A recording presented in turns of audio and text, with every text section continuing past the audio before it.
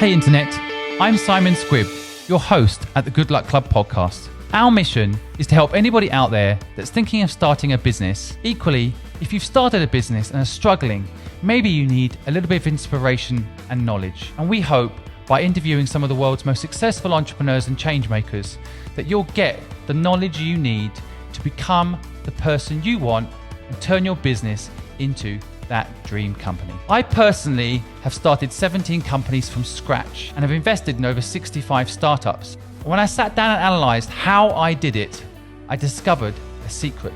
It was all luck. I'm here to tell you, in my opinion, without luck, it ain't gonna work. Each week, I will discuss with my guests this theory and see if luck is a skill as I feel it is. I hope you enjoy our episode this week. So welcome to the Good Luck Club podcast. I'm your host, Simon Squibb. My guest today is Angie Lau. Angie is the founder and CEO of Forkast News. Angie, welcome. Thank you, Simon. It's great to be here. Thanks for sharing your audience with me. Well, it's an honor to have you. Well, I'd like to ask if it's possible for you perhaps to start off by telling our audience a little bit about you. Well, thank you, everyone. And thank you, Simon, for having me on the show. I'm Angie Lau. I am a longtime veteran journalism veteran. And I spent the past 20 years telling stories, telling your stories, telling the world's stories, telling the stories of the community. My heart is in journalism, but I think truly what I know my role to be in this world is to share my voice, to share the vision, the perspective, and to honor the stories that matter to our greater understanding of the world. In that way, I have grown up in a very traditional environment as a broadcast journalist, as a anchor. The last significant role that I had before this most significant role that I hold right now is former Bloomberg television anchor in Asia, and leading my own show and sharing that conversation with 350 million people around the world. I take that and now I realize that that experience is exactly what led me to here. And the only person that was in my way was myself. And when I stepped out of my way, I rose to this position now that I accept with full responsibility and with great responsibility as CEO and founder of Forkast News. We are an online digital news publication that focuses on the story of technology, and not technology for technology's sake, but through its impact on business, on economics, on society, on geopolitics. And so what Forkast News does is cover blockchain, cryptocurrency, and emerging technologies like AI, IoT, 5G, all of the things, all of the tools that really are shaping our future right now. One thing that really drove me to start Forkast was as a mother who was really inspired to claim this role when I became a new mother, and just recognizing the world will look extraordinarily different for my little boy than it will ever be for me. And my fear that if you don't understand the future, you will never see your place in it. And so if I can, in my own small way, in this role right now, help people around the globe not only understand the technology that is shaping the world, but also to lean in and to start seeing and being inspired by seizing new roles and seizing new definitions of self, then we will have done our job. So here I am. Exciting, and I think it's a very exciting thing that you're doing as well. It's interesting how children inspire you to go in a new direction sometimes. Was it, how old is your son? He's 3 now. Yeah. Also coming up to 3. I also, I guess you have a whole new view on the world when a child comes into your life, right? So it's. Well, you know what it is, Simon? I think it just shakes you out of your matrix. I think, pre-child, I was very settled in the redundancy and the repetition of my role and of life. It was very defined for a long time. And it takes a moment, and sometimes for other people, it can be a child. For other people, it could be a trauma. For other people, it can be unexpected change. Whatever it is, whatever that moment is for us, is that it shakes us out of our comfort zone and it shakes us out of our matrix. And for me, I always actively sought to shake myself out of a career comfort zone. I mean, that's how I was able to grow and develop my career. And that is definitely part of that traditional aspect of success. And I apply that same rule to today. It really is challenging yourself to always think of not what's comfortable, but how can we change it to be better? I think children sometimes, absolutely, he shook me out of my matrix. And I saw a world that looked enormously different than the one that I was living in before. I think it's an interesting kind of what life does. It's by the way, I must admit, I've interviewed quite a lot of people, but I was nervous about interviewing you because this is what you did for a living for so long. I literally saw you on TV every single day. So, when I start interrupting you when you're finishing off a sentence, I already know that I've got some things to learn about being a host. But that aside, I really feel like your journey is one I want the audience to understand. So maybe we can go back a bit. I mean, you of course, when you were at Bloomberg, you were there for 10 years, right? Mm-hmm. I was. How did it play out? Before Bloomberg, just going back a step, what did you do before Bloomberg? Well, I always had this goal to be that visual storyteller. I, at 16, didn't know what I wanted to do with the rest of my life and felt so pressured into having to make that decision, as we all do, or we all have to. My one fear was not being pigeonholed. And for me, a very trusted mentor and beloved teacher suggested journalism one day. And all of a sudden, it was as if the clouds parted. Because for me, this was a calling, a profession, but also something that I could guide, shape, and craft in my own vision, still within the professional parameters of what a journalist does. If I wanted to, travel, maybe I could be a travel journalist, or science, that I could dive deep into science and help explain it. I think this role and this calling was really crafted at a young age. I was born in Hong Kong, but my family moved us to Canada when I was 2 years old. And I talk about it in my TEDx speech. That's floating around somewhere on YouTube. I'll put it in the comments of this podcast so people can watch it. Oh, thank you. But so that gives you a little bit of context. But it really was recognizing that, when you look to your parents, you expect them to know everything. And very quickly, we just all realized that we're learning together. That was an enormous gift for my parents. And it was an enormous gift for my sister and I, because it empowered us to seize the moment and not outsource or default to two people's perspectives only, that we really had ownership in learning as well about our new world, our new environment. And in that way, sometimes I would come home and I'd learn new things, I'd learn new nuances about our neighborhood or our community that my parents had no idea about, and the pride that a young child feels to contribute to the family brain trust. That was very empowering. And I realized as well that, as we all do at some point, but when you don't know, you become very vulnerable. And I saw that time and time again. It empowered and emboldened us to really seize our own initiative, to learn, to empower ourselves through knowledge. Because this is a personal mantra that also is part of the DNA of Forkast News, that knowledge empowers. And that's really the calling in which I find myself. And so it's a long answer to a very great short question that demanded a little bit more brevity.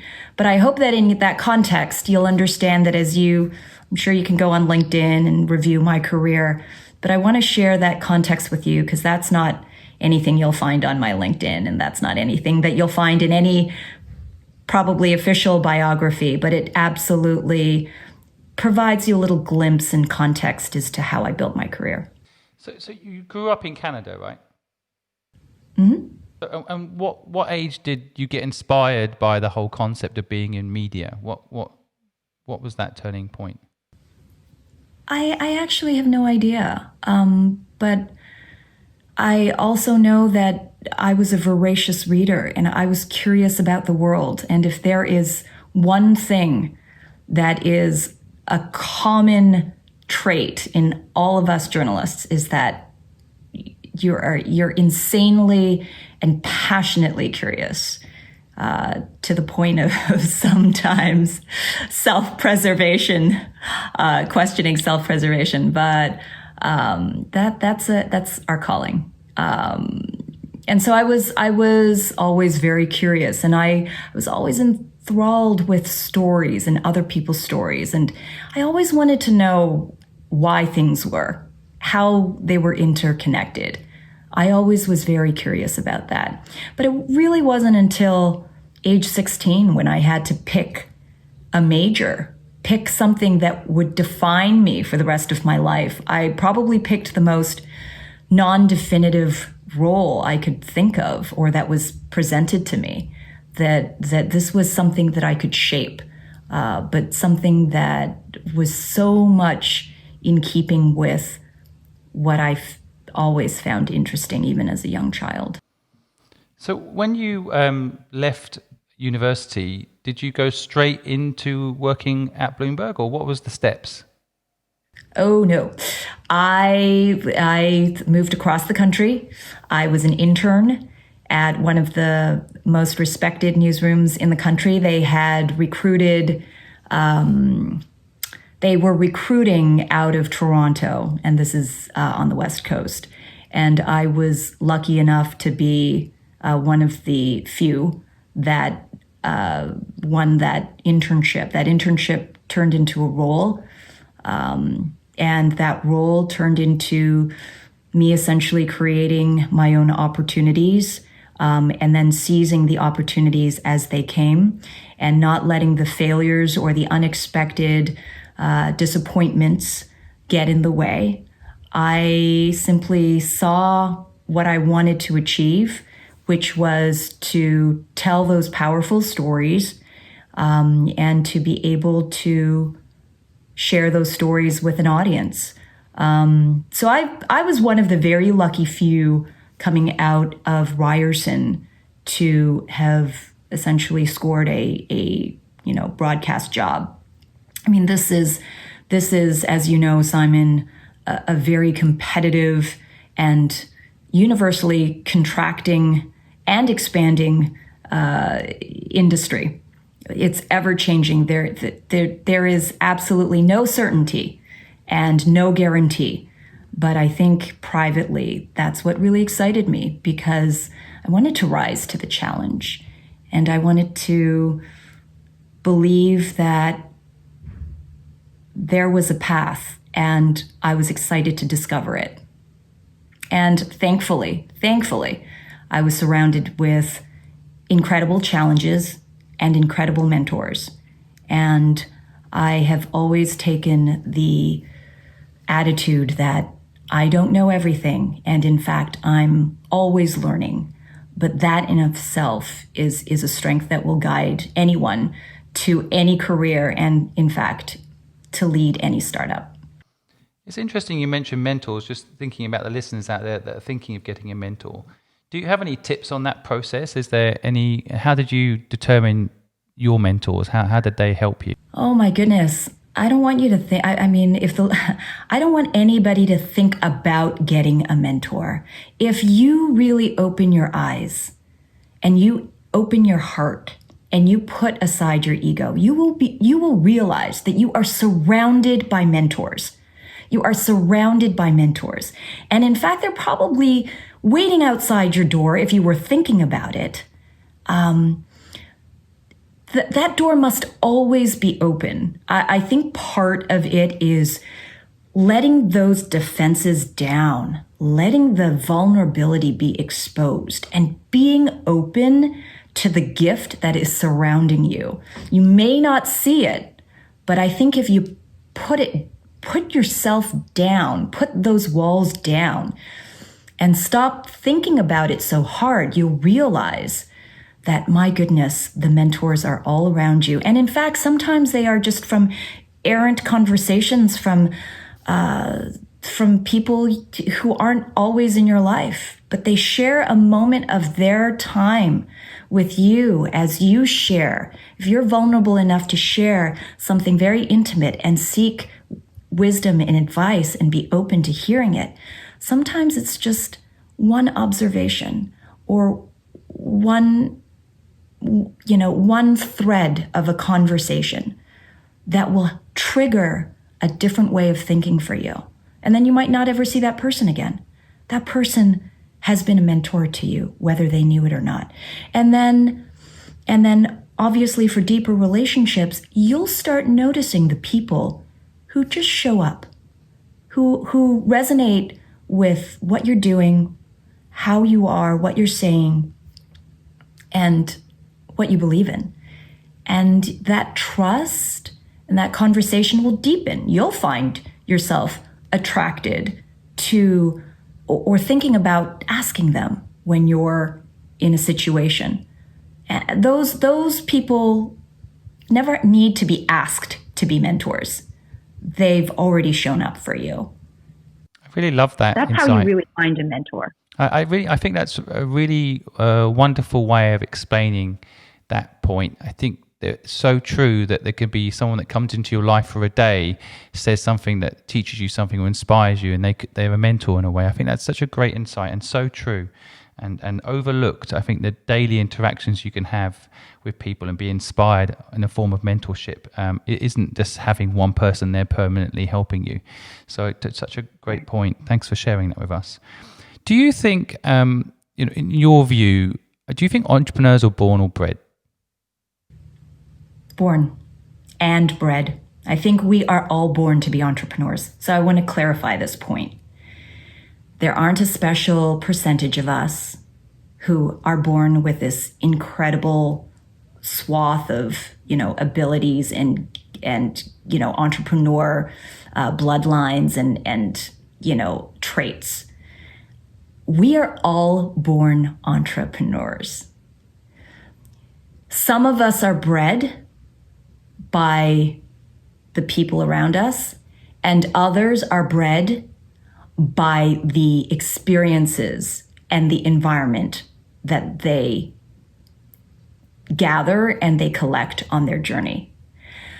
But I think that, to be quite honest, we all have genius of entrepreneurship in all of us.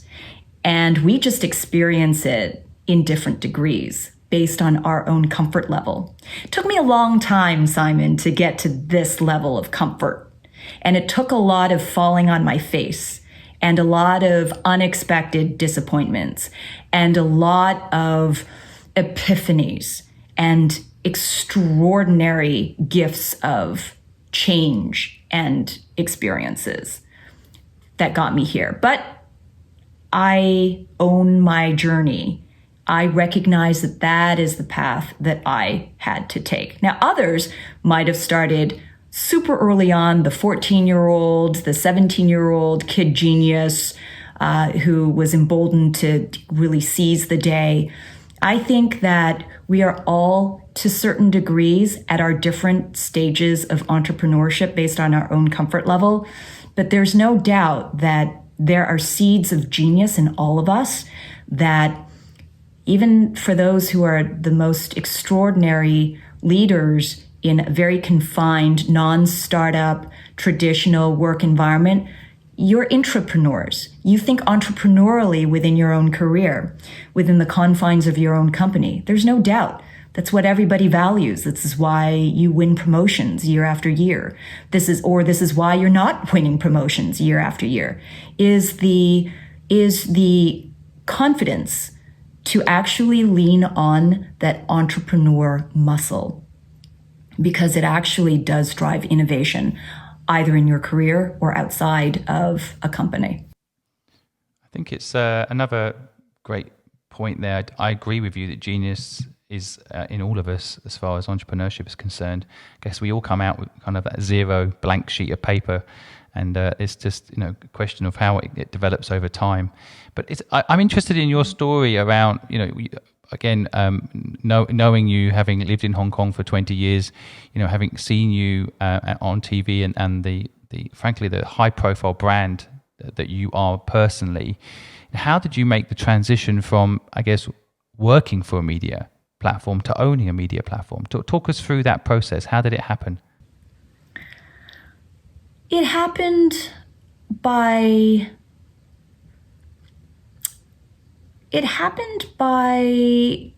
the birth of my son, I really would say. That really shook me out of the matrix. I think as you take a look around in the media landscape right now, this has never been a healthy industry. Far from it. My entire career in media has always been of contraction, of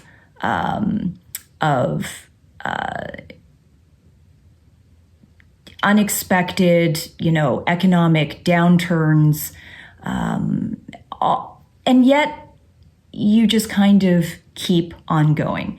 As an observer to our own industry story, it's just also a recognition that technology was really reshaping how we were doing things.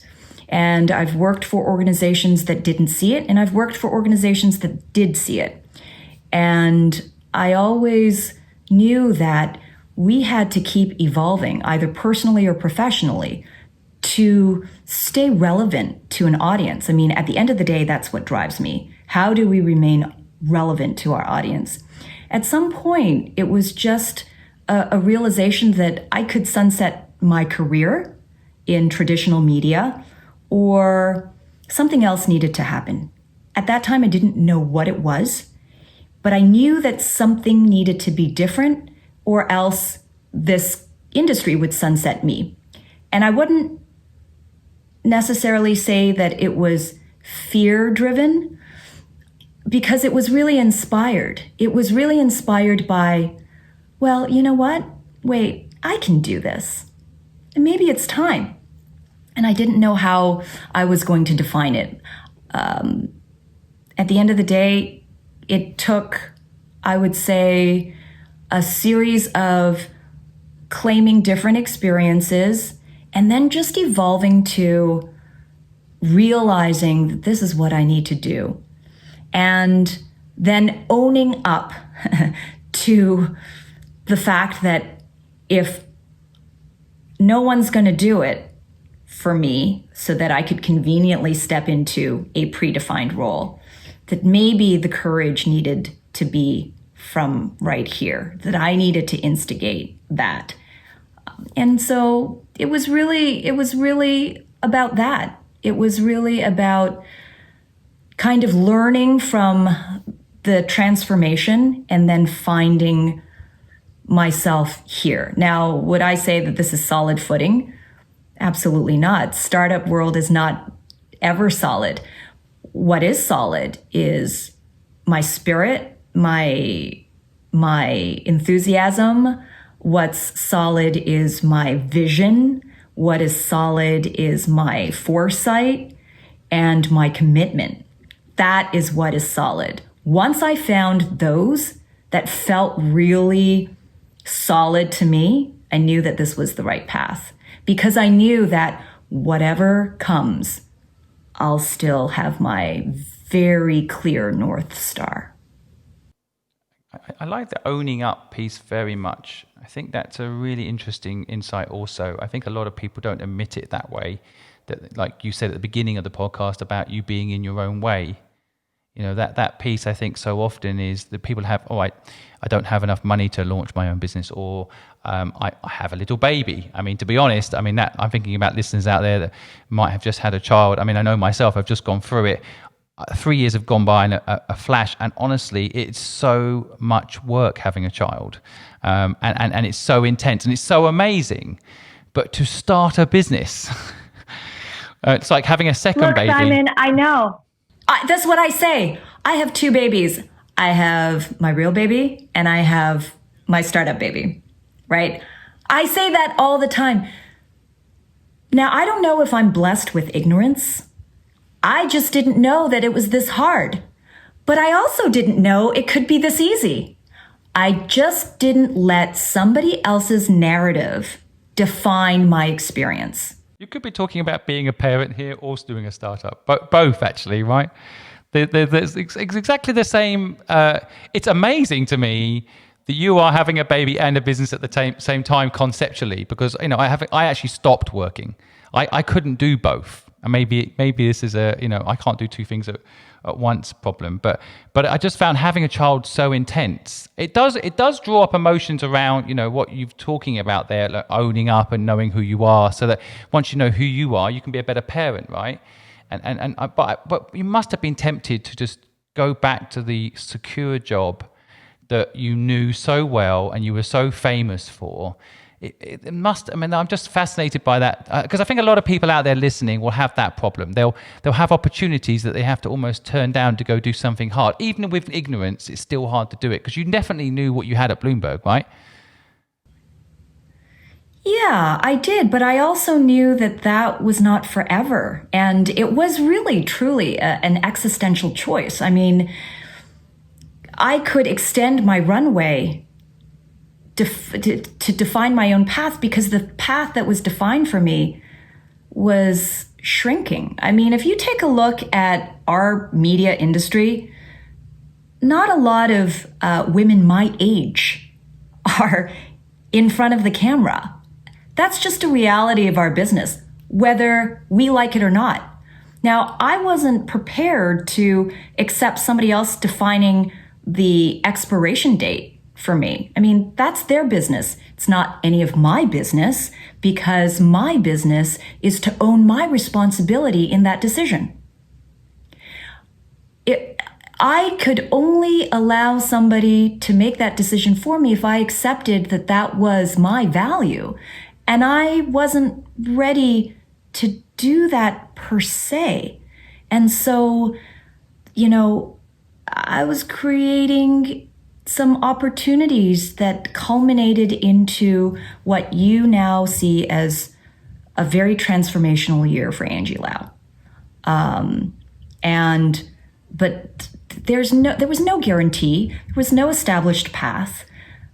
But that was what excited me. I felt that if I were to outsource my life and my comfort level, my salary, my, ability to, take care of my child and just, dial it in.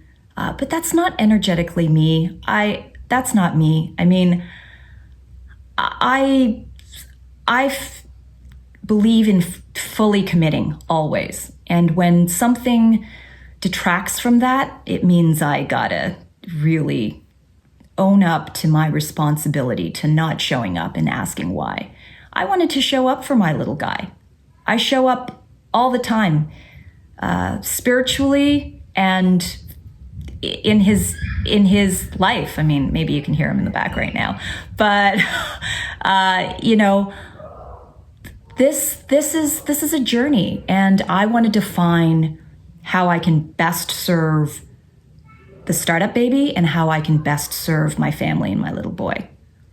Just for the record, when your little boy listens to this podcast 15 years from now, and I will say this to my son too, your priority arranging this podcast with me was around his meals and around what he needs. So just so if he's listening to this later and wanting to know how his mum thought, he was the priority and everything else. Even this other baby is second to him. I want him to know that. Same for my son, by the way. I said to my son tonight, because it's 7 p.m. now and I'm recording it, it's his bedtime, go downstairs and play. I'll come and read you a book before you go to sleep so you can stay up a little bit later today. So, I think it's really important to include them, right, in it all, but also make them priority. But having said that, what you just said earlier, I think is really valid. I think you've got to have that energy you've got, that ability you've got. You can't dial it back. And it's not good for your son either if you try to, right? Because you've got that external energy that you need to build something for yourself, and that makes you a good role model for him later. Thank you for saying that, Simon, because I hope that empowers the audience to really, really see the choice that they are actively making when they sit back and let the excuses of, if you're half showing up to work because it's draining you, but you're going to focus 100% on your family because, that allows you, you're actually doing yourself and your family a disservice because you're not happy. And so they're not getting your authentic self. They're not experiencing the full you. What are they? And so what are they really observing? They're observing somebody who's half engaged and think that that's okay. I mean, I did that. All of us do that at some point. We call it sacrifice, right? We call it all of those things that make us feel like we have to damp down that spirit, that fire, so that we could preserve comfort. And I think that is actually doing us all a disservice. This is where frustration, this is where anger comes from. This is a fear-based decision. And I think that the best decisions are fear-inspired, but it should not be fear-led. Does that make sense? It does make a lot of sense. Because, No, I think it makes a lot of sense. And actually, for the audience listening, this is a very delicate area, I guess, because for some people, who, let's say, give up their careers and look after their children, I mean, that's an amazing thing in a way. But equally, if you feel, and it's only if you feel a burning desire to go out there and do something, I think it's very dangerous to suppress it. I can only talk from my own family background. My mother, who's still alive, talks about how she gave up a fantastic career for me. And even to this day, and I'm in my 40s now, I still feel guilty about it, as if it was my decision, And so I think it's not. She had a burning. It was her decision, but for the longest time, she will blame her son. So I can relate to your son and your situation and see the decision you're making to have a second child, which is sometimes why people have second children too, right? It's sometimes good for the child to see that there's a bigger world out there, and his mummy's making an impact in that world and making a difference in that world, and feels passionate about something, and that ultimately will allow him to feel freer in a way, right? Like he's not obligated to you because you gave up everything just for him, right? No, and if you think about that because that is a very pervasive theme, I think, generational, but also this is something that we commonly hear. But I think for any parent who actually says that, first of all, stop. And secondly, ask yourself honestly, did you give your child that decision-making power? Because if you're going to equally place that much responsibility and emotion based on a decision that you singularly made without having asked your child, if she asked you, Simon, now, let's say that we could be in a time capsule or a time machine, and she could talk to the adult you now and say, hey, I have a chance. Should I continue my career or take care of you? Not as a child, because every child will say, I want you to stay home and be with me. Of course, right? What would you say now as a fully formed human being who has the ability to go back in time? What would you say, Simon? I knew you'd end up interviewing me. I knew it was going to happen. You just got that skill. You can't help it. But of course, I know now already. But as a child, of course, you don't know. But as an adult, I absolutely want I wished my mother had followed her purpose in life. I wish she'd fulfilled the desire of what she wanted, because it would have been better for me. But when you're younger, you don't know that. And I do think sometimes, and I want to be careful when I say this, but I think as a semi-full-time dad, I've got some right to say this. That I think it's important to not blame your children for your decisions, right? So, but that's why I admire what you're doing, because I think you could have gone back to Bloomberg. I hear you. I'm a bit shocked by the point about how age plays a role, but I guess it's just the way it is.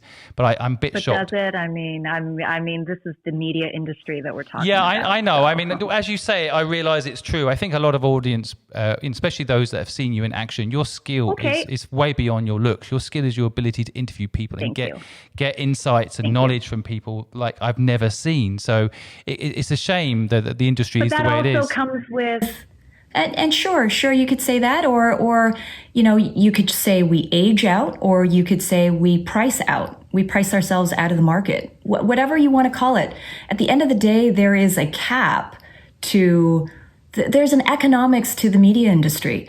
The economic model of media at the moment is broken. The monetization model has been broken. And what you're seeing is a de-evolution of even the content that you're seeing, the ad-driven editorials that where, it's clickbait. So the maximum number of eyes for the least substantive or clickbaity I hate that culture. Content. Yeah, it's not about quality content. It's about getting the clicks, right? So you can get the ad revenue. Yeah, I hear you totally. I just find it fascinating, though.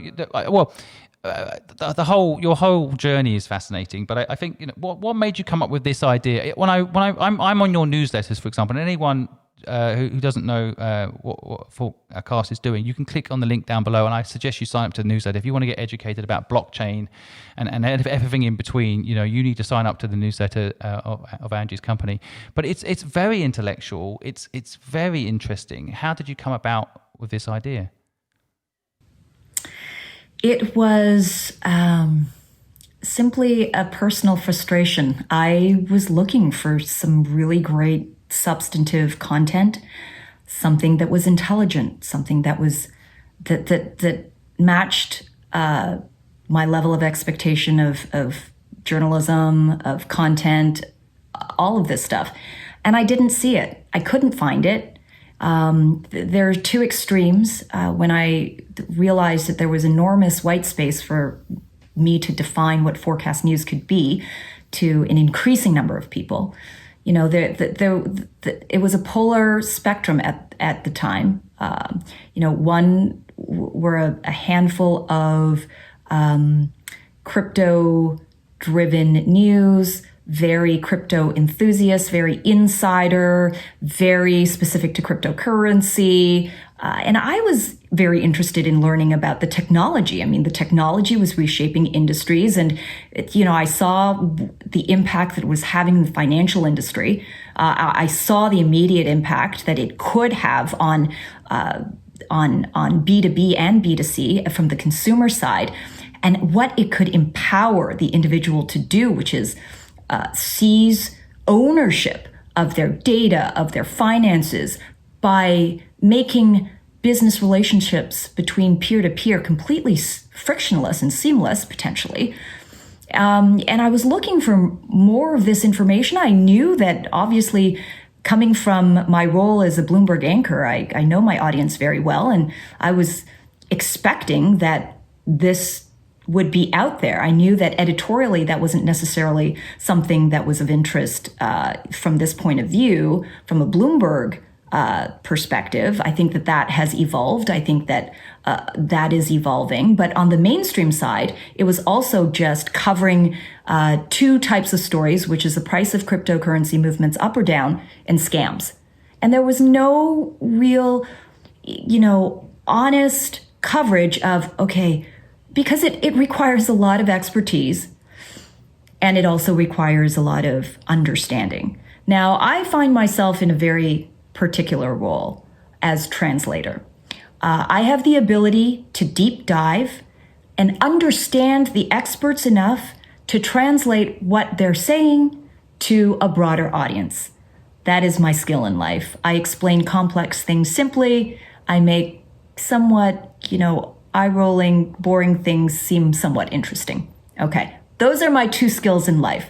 But for blockchain and technology and emerging technologies, these are actually really two big skills to have, because it requires the confidence to admit that you don't know anything. And then it requires the confidence to know that, but I'm a good student and I ask good questions and I always advocate for the audience. That is very clear to me. I'm very clear on what I do every day. It's been clear to me from day one. When people used to ask me, hey, what does an anchor do? When I was at Bloomberg, what does an anchor do? I mean, I could have given a very perfunctory, Oxford Dictionary kind of description. My description of my role was always to see it clearly as being an advocate for the audience. That's what I do. I continue to advocate for the audience. I ask those questions that either you're afraid to ask, you didn't know to ask, but you're dying to ask. I ask all of those questions. It's not about me. I can look as stupid as you think I am. But if from asking that question or challenging from a certain perspective only to be corrected, in that conversation comes learning from either myself and or you as an audience witnessing that. That's really, I think, the real definition of anchor, of journalist, of editor-in-chief.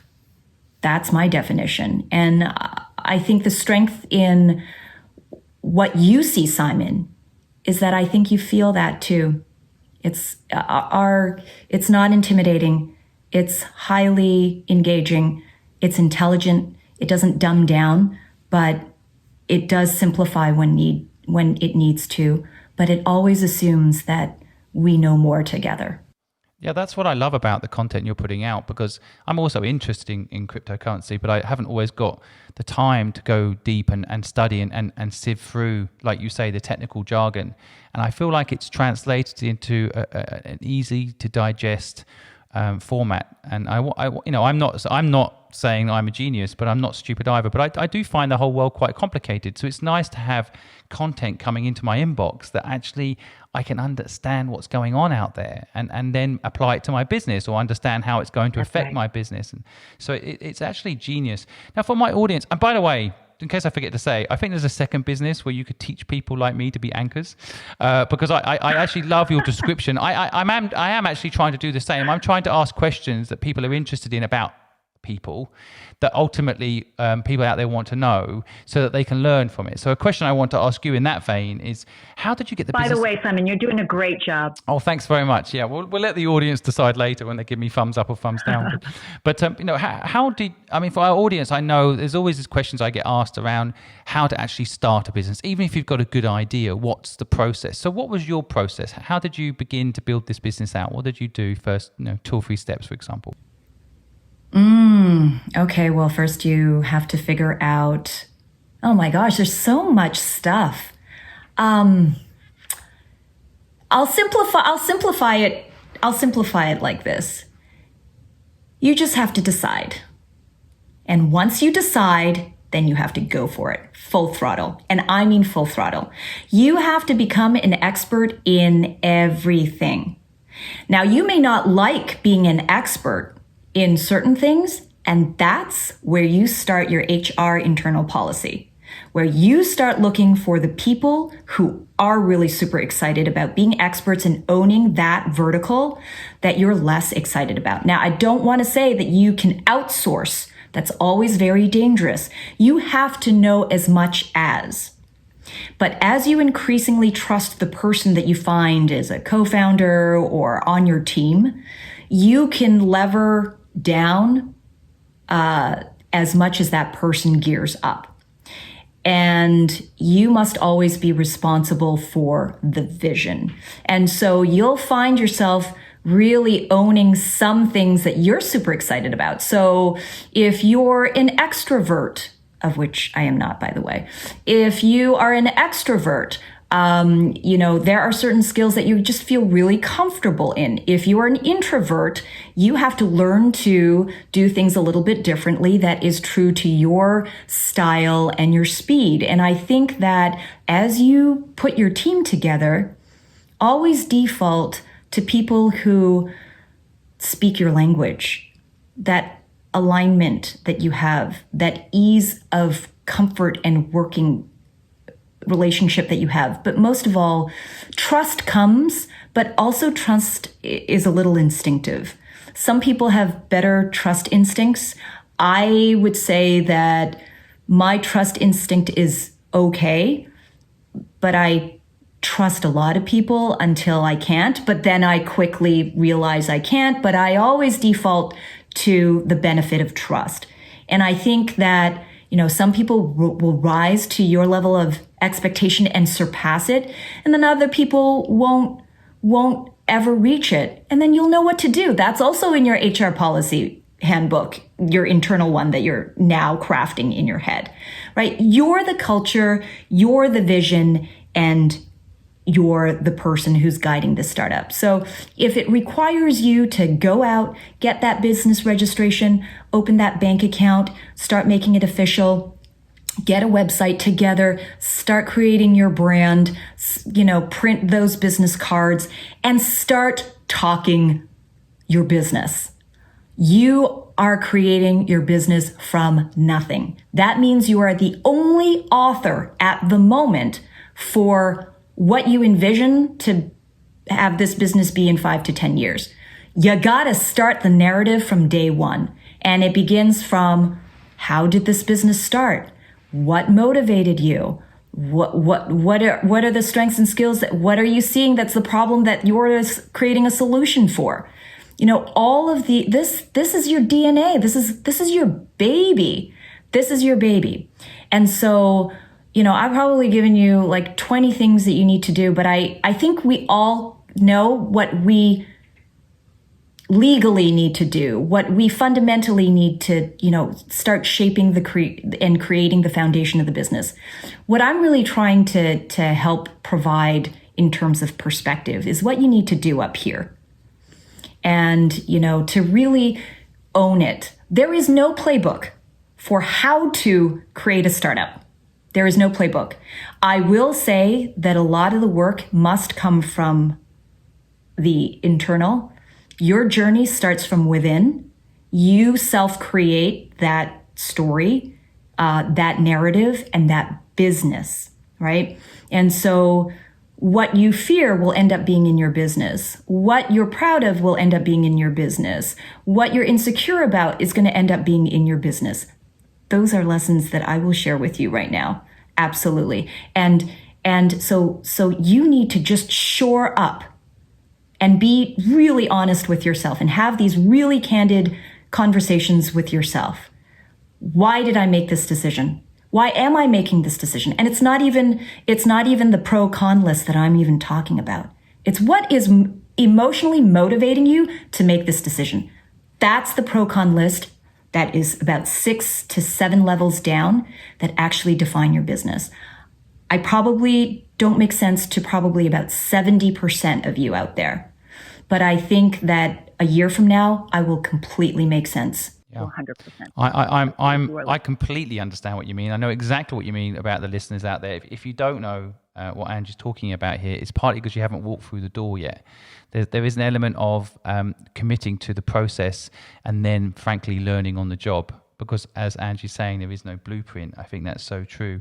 It's a shame that Nike's trademark "just do it," because I think that very, very relevant. I'm not sure we're allowed to use it, but it is an element of just do it, isn't it? And I think what you're talking about there too, I want the listeners to pick up on this, is internal validation is so important, because what will happen, I'm sure you had this, Angie, when you decided to do it and you go out there and tell people, there will be even people that love you and care for you will tell you it's a bad idea, because they might not necessarily have the same conviction. So you've got to decide yourself before you get external validation. So many people spend so long getting external validation, they end up not doing it, right?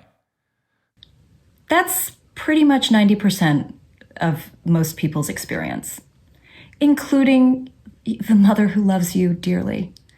And God bless her, she thinks she's doing you a favor. And you are not doing yourself a favor if you listen to the external validation of what you know to be true or not true. When you decide to listen to others, you can never start a startup. Sorry. You've made that decision to listen to others. Other people are defining your vision. Other people are defining your decision making. They're defining it. And if you let other external validation rule your roost, you'll never get started.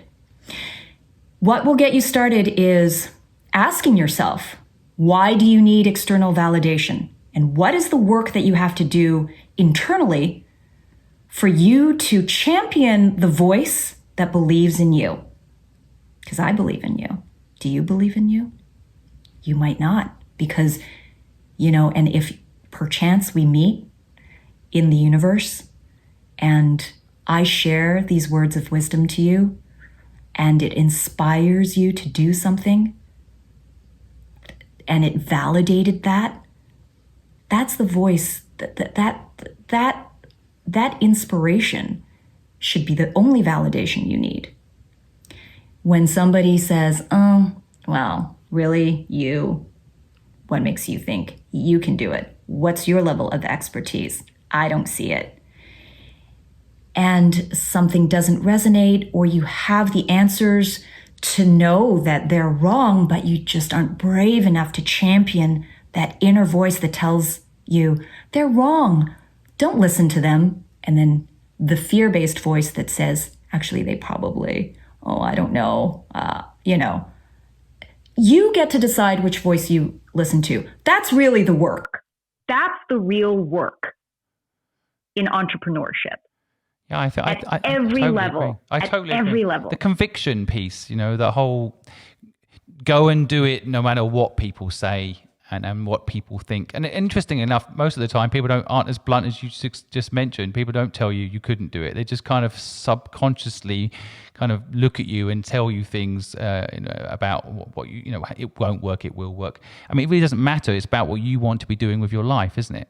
And I think that's what's so interesting about what you're doing. I can see the passion. I can see the quality. I mean, your ability comes through in the content, but I do think that conviction, and I'm still interested. I kind of want to understand why this idea for you, of all the things that you could do next. Why this idea? I have to, credit my little boy. I see a future that is inexplicable, that is undefined, that is obtuse, opaque. And if COVID doesn't wake us all up to that realization, I don't know what will. The future is undefined, and I simply wanted to make sure that for our generation and the ones that follow, that we will feel inspired and empowered by the tools that humankind has given us. That if we can embrace building and innovation and expansion and growth and all of those wonderful things that we do as humans, individually and collectively, then we've got to do it. All I know how to do is share knowledge and tell stories that inspire you, that educate you, that help you see a future that I hope that you'll want to be part of. That's really why I embraced technology. I embrace it because I think it is a brilliant metaphor for something that I embrace in life, which is change. Change is about growth, and technology is a tool for change and a tool for growth. And I felt that if more of us can understand it, and if I could play a role in that, then it will serve us all well. In my little way, it will serve us all well. I agree. And there's 2 points I want to mention on a personal level. Actually, I'm doing the podcast for my son in a similar way. I feel I didn't grow up. My father died when I was 15 years old. I never got his knowledge downloaded. So I always wanted to capture other people's knowledge so that their children can listen to it later. And I also feel like there's what you're talking about here as well. There is a very different future coming down the line for our children. And if we don't get to grips with things like blockchain and understand them now, what we'll be developing for our children may or may not help them later. It might leave the world a worse place than we found it for them. So I completely get the catalyst being your son. And I think for some people, maybe for those that are yet to have children or aren't going to have children, maybe they have a different catalyst. But I think looking at what's happening technology wise and realizing the impact on the climate, realizing the impact on things like what happens when a virus hits us and we're not ready for it, there's such huge things coming down the line that we need to be aware. So people have to sign up to Forkast News. They have to be made aware of what's going on. I think you're helping people do that. And between us, hopefully, and anybody else out there that's listening that wants to start a purpose-driven business, a mission-driven business, hopefully we can inspire you guys to build something that makes the next generation of lives better. So Angie, I want to thank you for coming on the podcast today. I really enjoyed hearing your story. I'm going to be following you very carefully, and myself and my community, we're here if you need anything. And I appreciate your time today. Thank you. And one last note, Simon, you did a fantastic job. I am happy to sit here all day to be interviewed by you. But more important, I just really want to thank you on behalf of the audience, of which I am as well, and a fan, that this is a really great platform, a coming together, and it is a community. You know, we may not know each other in this community, each and every one of us, but I think we're all brothers and sisters in this journey together, and it is just such a privilege to share this conversation with you today. So thank you.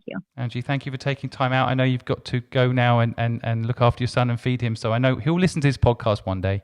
He will listen one day. And I want him to know just how much you love him and how much time we spent coordinating times to fit around his needs. So you're a wonderful mother and a talented business person. And thank you again for joining the podcast show today. Thank you, Simon. Thank you for listening to the Good Luck Club podcast. We know you have thousands of podcasts you could be listening to, and you've chosen us. We, of course, feel lucky. If you want to hear more, please go to thegoodluckpod.com or go to any of our social media pages and share with us your views, your insights, and any way that we can improve what we're doing to make it a better experience for you. We wish you the best of luck.